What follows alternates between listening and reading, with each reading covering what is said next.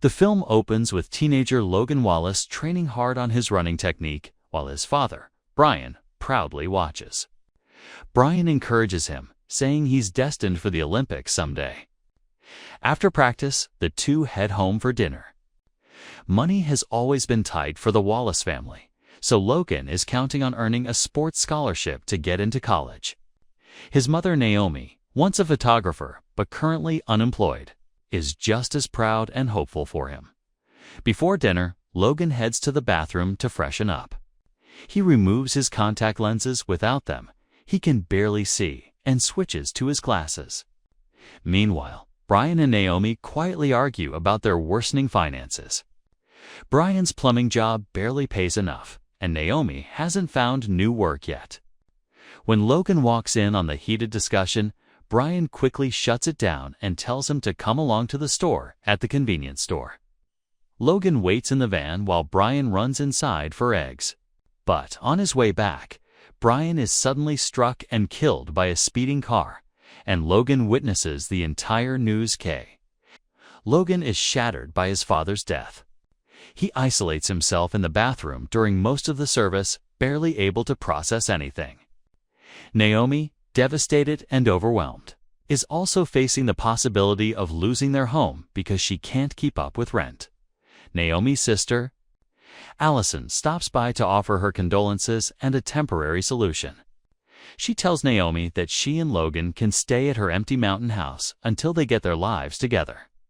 The only catch: the house is on the market, so they'll have to leave during open houses on weekends. Though unsure at first, Naomi accepts. On the drive up to the remote property, Logan gets upset about leaving school right before graduation. The argument distracts Naomi just long enough that a man suddenly appears in the middle of the road.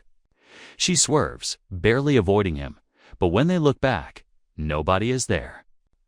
Logan is reminded of the night Brian died, and the whole moment feels unsettling.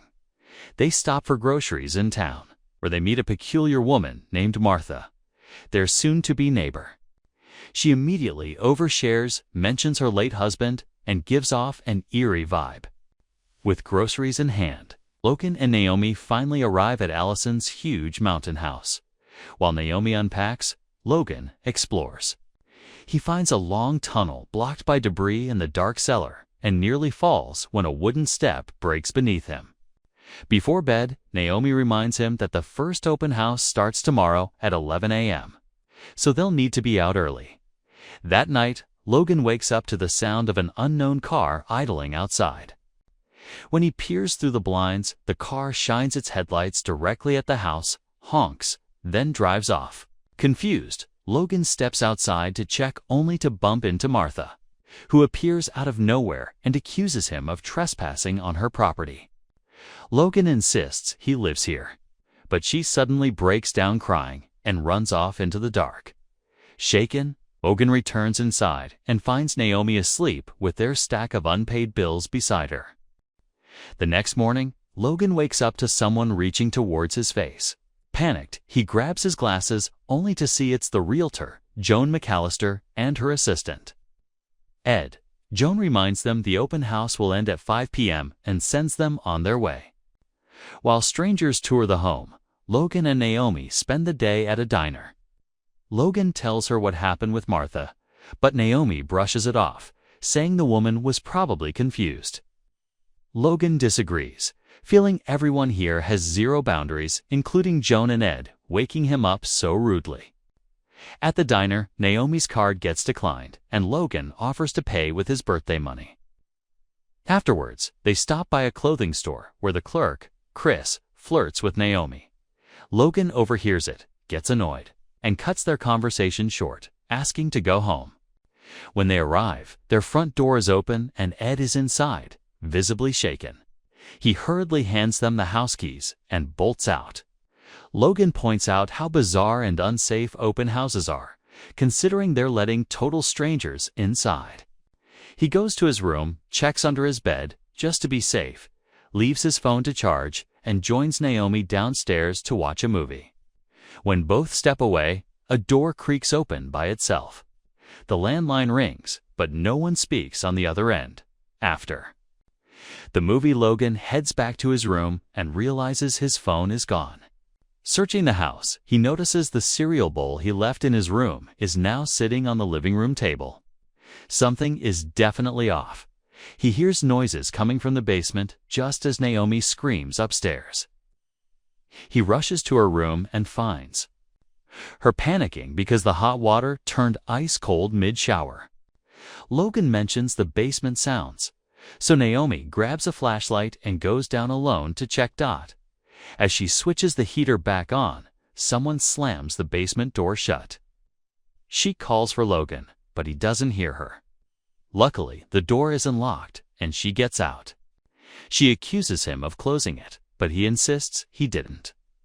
The next morning, Logan goes for a run, but even that doesn't go well, and his time is disappointing. When they get back to the house, Logan spots a man peeking inside through the front door. It turns out to be Chris, the clerk from the clothing store. He claims he's just there to view the property. Logan doesn't buy it and aggressively pushes past him into the house. Naomi apologizes for her son's reaction and reluctantly lets Chris look around. While Naomi goes to her room, Chris wanders off alone, heading straight toward the basement, checking over his shoulder as if making sure nobody sees him. When Naomi comes back downstairs, Chris is nowhere in sight, so she assumes he left. Wanting to feel like herself again, she grabs her camera and steps outside to take photos. That night, Martha shows up with homemade banana bread. She mentions that she and her husband visited the open house the day before to view the place one last time.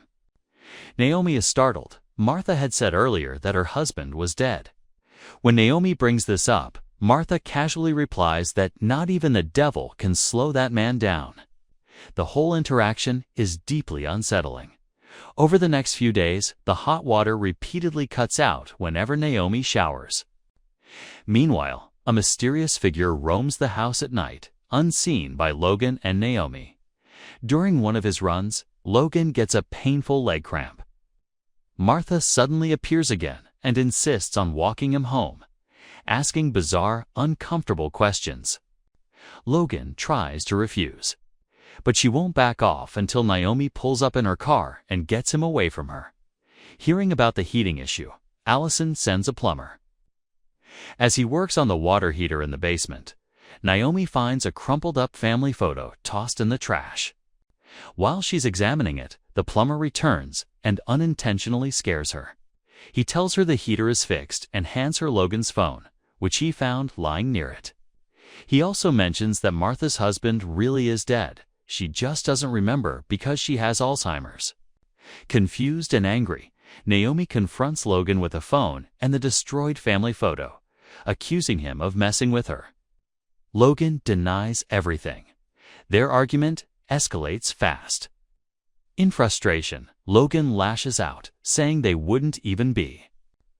In this awful mountain situation, if his dad were still alive. Hurt Naomi snaps back that they're struggling because of Brian. He left them with nothing. In the heat of the moment, Logan fires the cruelest blow of all. He says he wishes she had died instead of his father. Naomi is devastated and walks away in tears. That night, Logan is jolted awake by a familiar grinding sound coming from the basement. When he investigates, he sees his father coughing up blood in the darkness. Terrified, Logan calls out to him, then wakes up drenched in sweat. It was only a nightmare. Naomi gently tells him the next open house begins in an hour. She waits outside for him to join her, but Logan avoids her and goes running instead. Naomi heads into town and runs into Chris in a convenience store parking lot. He apologizes for leaving abruptly before and gives her his number in case she ever needs help around the area. Later, Naomi gets a call from the realtor. The house has been broken into. She finds Logan and they race back home. When they enter, the scene is unsettling. A dinner table set for a meal. Christmas music playing softly, and the house seemingly prepared for company. The phone rings, but again, no one speaks on the other end. They call the police. Officers search the home top to bottom, but find nothing. Naomi mentions the open houses and suggests maybe a stranger got hold of a spare key. Logan insists someone has been living inside with them this whole time. The officers dismiss the theory, shaken. Logan begs Naomi to stay in a hotel for a few nights, but she refuses. They simply don't have the money. Honestly, even camping outside sounds safer than staying in this place. Later that night, Logan finds Chris's number on the table. Naomi explains Chris gave it to her earlier in case they needed something. She tells Logan that if it bothers him, he can just throw the number away. Later, Naomi hears the doorbell ring and answers, surprised to see Chris standing there. She asks why he's showing up so late. From behind, Logan explains that he called Chris over to spend the night for some peace of mind.